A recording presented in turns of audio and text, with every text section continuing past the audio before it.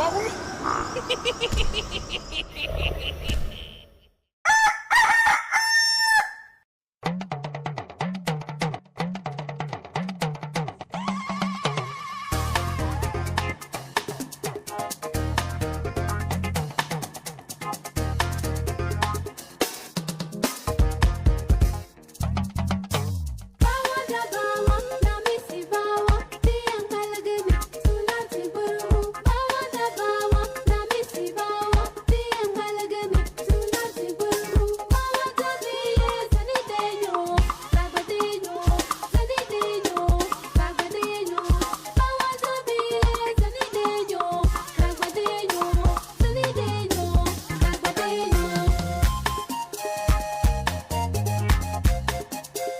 Blessed is the man that worketh not under the counsel of the heathen, nor sitteth in the seat that is scornful. But his delight is in the law of the Lord, and in this law I say, I did sunrise and sundown. Him I go dear like a tree planted by the rivers of water that bringeth forth fruit in his season. Him leaf never I go wither, and whatsoever him do shall prosper. Yay!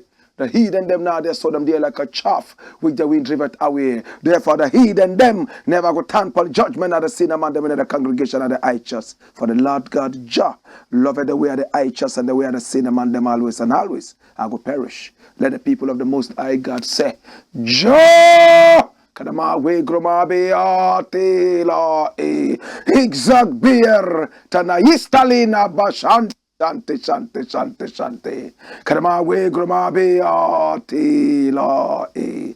Where twos and threes meet in the name of the Most High Jah.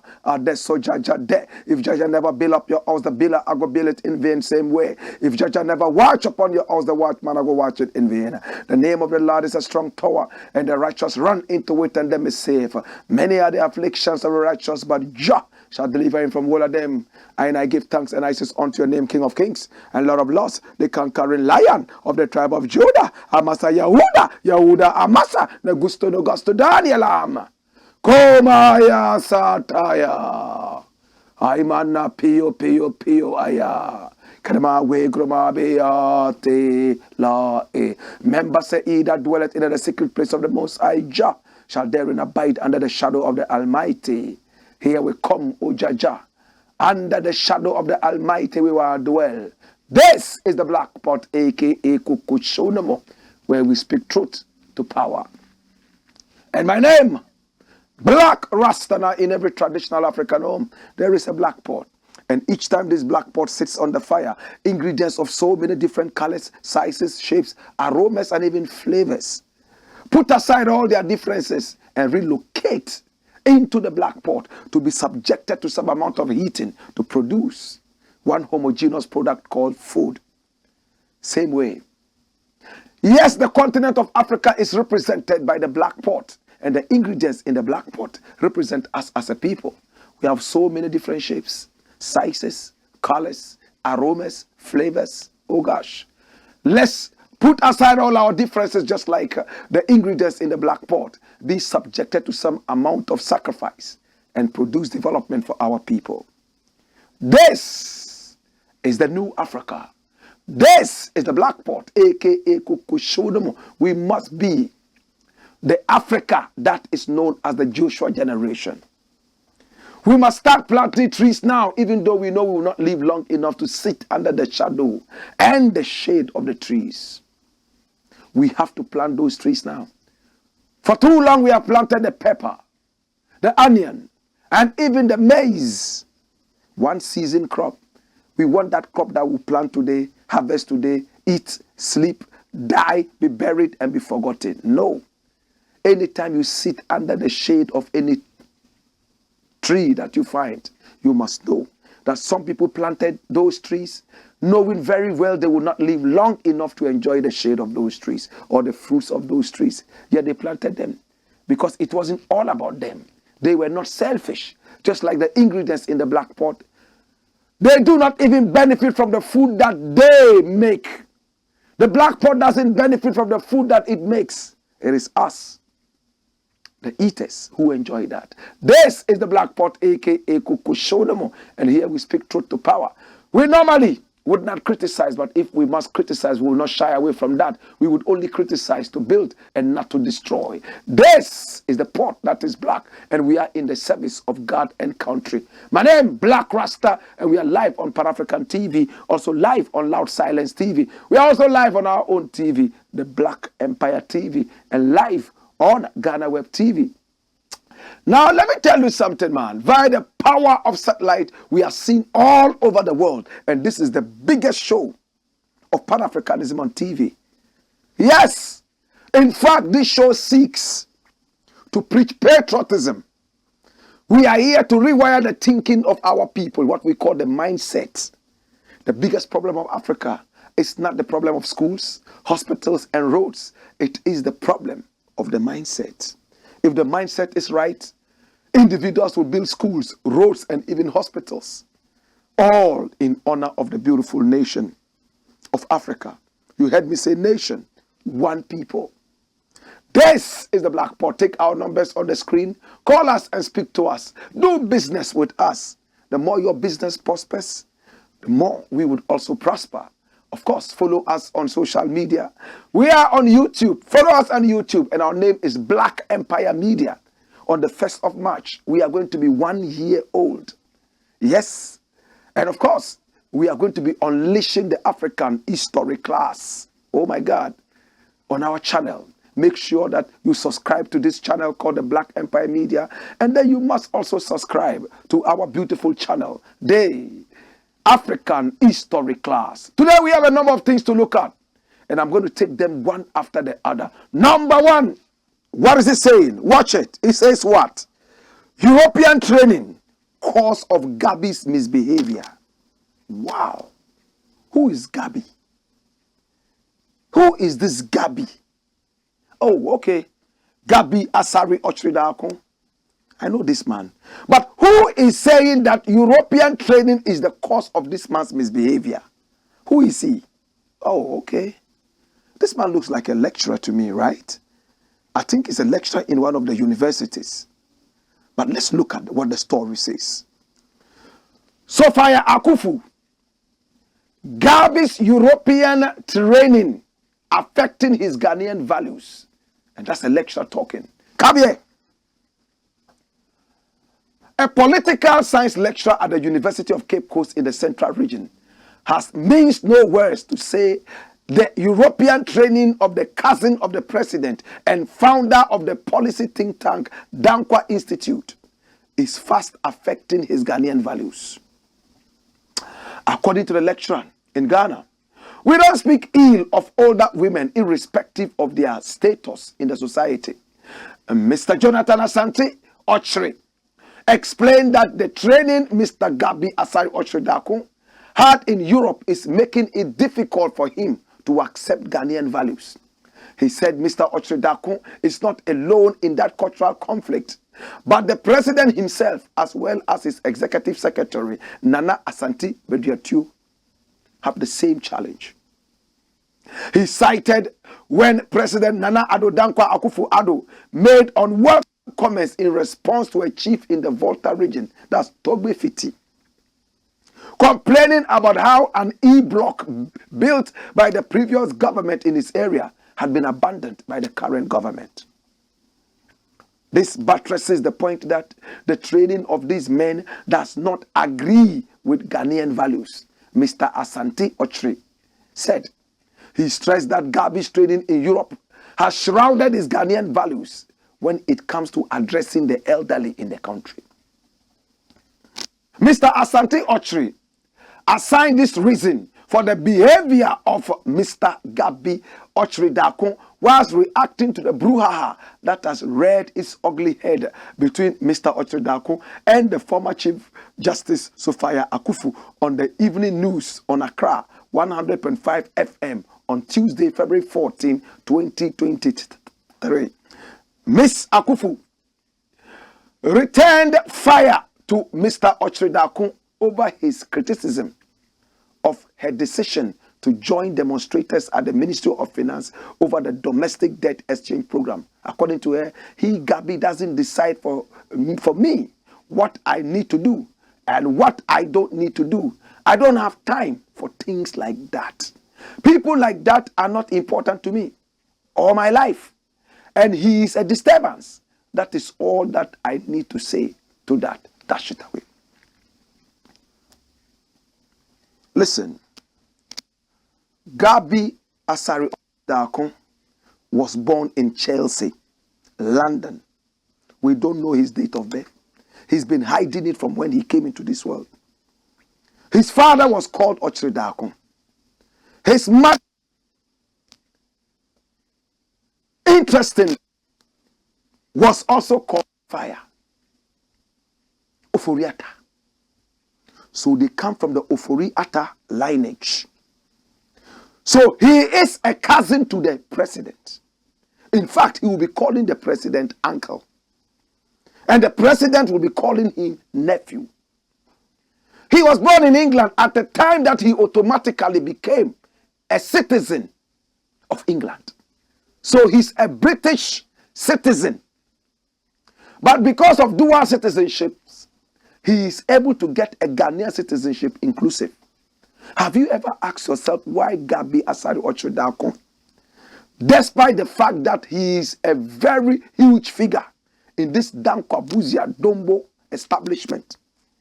They have come into power a number of times, from the days of Kufuor, 2 times, all the way down to Nana Akufo-Addo 2 times, yet he has not accepted any government appointment. It's because to accept a government appointment, you must have only one citizen, and that is the Ghanaian citizenship. He lost his British citizenship so much that he will not give it out for anything. Gabby Asari Dakon knows that his British citizenship is very powerful, more powerful than the Ghanaian citizenship.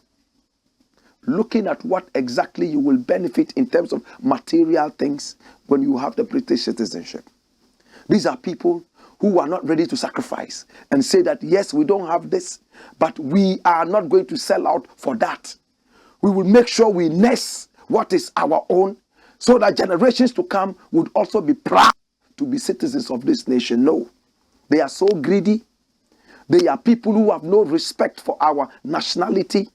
They will come here and make all the noise. It is only in Ghana that these people matter. When they go to England, nobody knows them. They don't matter. They love their British citizenship so much so that nothing in the world will separate them from that citizenship. Yet if they have any noise to make, it is in this way they make that noise. If I was president of this nation, I will force all these people with dual citizenship right here in Ghana to choose one. Choose one. If you want to be British, go and be British. You are British. This is very different from people who hold green cards. Green cards, blue cards, yellow cards, green cards, whatever you call them. They only give you a certain residential power to stay in the country. But citizenship is a birthright. If you decide to put aside your citizenship and pick another country's citizenship, it means that you are swearing both spiritually and physically all your allegiance to that country. And if you decide to swear the same citizenship between 2 countries, then I wonder what kind of human being you are. My brother, my sister, that is what the lecturer is saying. Come here. Hear me now. Gabby was born in England at the time that he automatically became a British citizen. He has never renounced. Not that I have heard. If you have heard it, let me know. He was born in Chelsea and he owes allegiance to the British people. By virtue of the fact that his parents were originally Ghanaian, he's been able to get a dual citizenship. Yet it is here he does all his nonsense. Because in England, nobody regards him as anything. My brother, my sister, the lecturer has made it clear that this is a woman. This is what she has said. If there's anything at all, go into an intellectual argument with her. Don't seek to embarrass her and make her look like a non-entity. Remember that you, Gabby, you are a journalist by training. This woman is a lawyer by training, not just a lawyer. She trained under your uncle, the president of Ghana, as a lawyer. Your uncle loved her so much, knew her mental acumen, her IQ, and decided to handpick her, just like picking cherries, and made her what? The Chief Justice of the Republic of Ghana from 2017 till she retired. This woman right now is in retirement, yet your uncle, the president, still pulled her out and made her the chairperson of a COVID-19 establishment, an outfit like that. It means your uncle trusts her so much. But she has come out to make it clear. Even though I worked under Nana Akufo-Addo, it was not all rosy. He gagged me. I couldn't speak. Now that I'm out of his claws, I can speak my mind. And instead of encouraging such a person to speak, I expected Gabby to come out and say, well, you said you were gagged. Can you go into details? Tell us how that gagging happened. What happened? So that we can benefit from that. But no, that will embarrass his uncle. He rather has gone underground to try and disturb in the west, the very west of former Chief Justice Sophia Akuffo. My brother, my sister, if we continue to behave like this, how is the nation going to grow? Gabby has his own European training. That's why I said everybody must be made to hold one citizenship. Ghana should ban that thing if we want this nation to grow. We have too many hypocrites in this country. When there's a bomb exploding here, they are British. When there's a bomb exploding in England, they are Ghanaian. I'm speaking tongue in cheek. We need people who are more patriotic than in the days of Kwame Nkrumah to be able to move this country forward. Patriotism is no more respected in this country. This thing that I'm saying is going to hurt a lot of people. A lot of people are going to disagree because a lot of people who watch this show are based in America, in England, in Japan, and some other places where they all own triple citizenship, quadruple citizenship, and so on and so forth. But let's look at Ghana on a broader base. If you truly love this country, don't take any citizenship of another country. What is the benefit? So you can travel around, move freely. You know how you can do that? The way these countries have become powerful, come home or stay wherever you are. Help this country grow and become big so that when you have the citizenship of this country, years to come, you can also be powerful enough to travel around. That's what I believe in. Like some people say, oh, CPP is gone. No matter what you do, if you vote for the CPP, you are only wasting your vote. So they will not waste it. It doesn't make sense. If a million other people say, oh, CPP will not win, so we are not voting for CPP. If all of them had come together to say, no matter what, we will vote for the angel, even if the angel doesn't win, rather than the devil. How do you vote for the devil because you believe that your vote is going to be wasted by the angel? Does it make sense? You must all come together, even if you are two in the whole country, and vote for the CPP that you so much believe in. You are not voting for the CPP because there are no other people coming together to vote for the CPP. I'm just using CPP as an example. I hear a lot of people say that. Oh, we believe in the Kwame Nkrumah's ideologies. But right now, as it stands, if you vote for Nkrumah's party, it's not going to win. Because come up, brethren. Majority carries the vote. But it takes the minority to become the majority. Think about it. Some people don't see it like that. They love their American citizenship, British citizenship, and so on and so forth. So when you talk about their citizenship, it's crazy. When they get the British citizenship, it's like they have gotten the visa to heaven. A few years after, they realize that no, some go ahead to marry old men and women, all because of a citizenship. You have sold your birthright. If you are in love with the old woman or old man, that's okay. But a lot of our brothers go out there. This woman is only 18 years or 19 or even 21. She's married to a man who is 96. All because marriage has now become nothing but business. When I marry this man, I will get a citizenship to run away from Africa. If we all start running away from Africa time after time, how is Africa going to grow? Tell me. The white man already came in and divided and set us against each other. Slavery stole everything that we had. But we are a very smart people. We can still come together, mobilize, organize and centralize, like Rasta people would say, and make sure that our country, our continent will tick and talk. But this is the case. They use the so-called citizenships and so on and so forth to lure you out of Africa. You are taking your manpower out, your labor force out, and Africa continues to dwindle. Where are the people who are going to sacrifice? Sit back, keep the gates, and make sure Africa ticks and talks again. That's all I'm asking.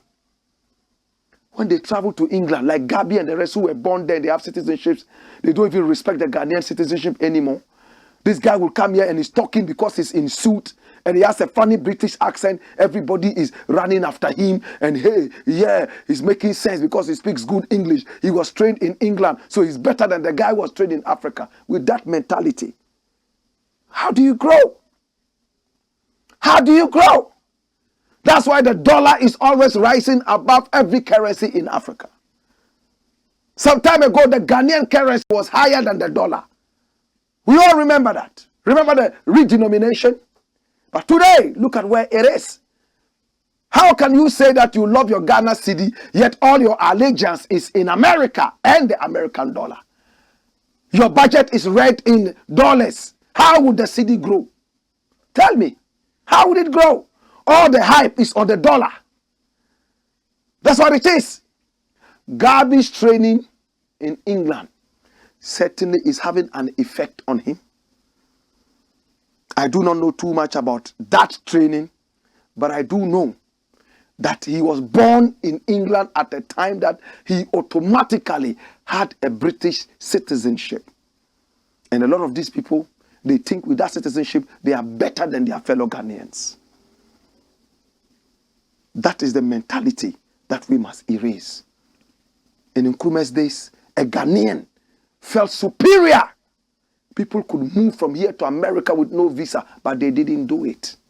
All they needed to do was to pay their way, in fact, through a ship and reach there, but they didn't. They were all here. There are some countries in Africa. You travel around the world and you don't see the citizens of this nation. Countries like South Africa, hardly do you see them doing menial jobs in America, menial jobs in China and the rest. Out of every 10 South Africans, it's only one that has a passport. They love their country. They want to stay in their country and help their country grow. Right now, the whole of Africa is running to South Africa. They are angry with you. They are killing you. That's not right. But it's a way of telling you that stay back at home and fix your portion of Africa. I won't call it your country. Your portion of Africa that has been bequeathed to you to deal with. Look at Rwanda. After the genocide, Rwanda is bouncing back strong. When you travel around the world, it's West Africans who are doing all these menial jobs. Nigerians, Ghanaians, Togolese, Ivorians, Beninois, and all these people. The Cameroonians, they are the people who are running around. And when you look at these countries, a lot of them are very bad leaders. Please, patriotism. Your British training, if it's made you more British, stay in Britain. If your British training is that superior, stay in Britain and use it. This is my country. These are my laws. If you want to obey, you stay. If you don't want to obey, oh yeah, these are not my words. You know who said it in history, right? This is the Black Pot, aka Kuku Show no more, where we speak truth to power. Dash it away and bring me the next thing. Go on, Skipper George. Black Pot, Kuku Show no more.